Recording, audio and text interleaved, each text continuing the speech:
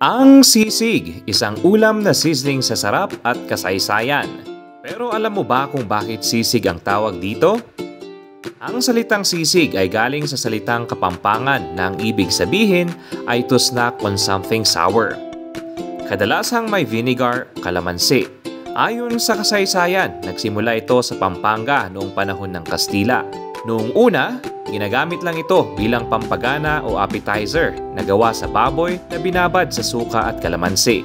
Pero pagdating ng 1970s, si Aling Lusing ng Angeles City ang nag-reinvent ng sisig gamit ang inihaw na pig's face o mascara kasama ang tenga at panga, chop ng pino, sinamahan ng sibuyas, kalamansi at sili at inilagay sa sizzling plate. Ano nga ba ang ingredients? Kakabanggit ko lang pero babanggitin ko ulit. Baboy, sibuyas, kalamansi, sili, at minsan may itlog pa on top. Optional na dyan ang mayonnaise, liver spread, chicharon, at iba-iba depende sa luto. May benefits ba ito? Oo naman! Rich in protein, iron, at collagen lalo na kung mascara ang gamit.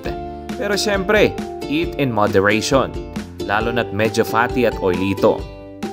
So next time nakakain ka ng sisig, alalahanin mo, hindi lang ito basta pulutan.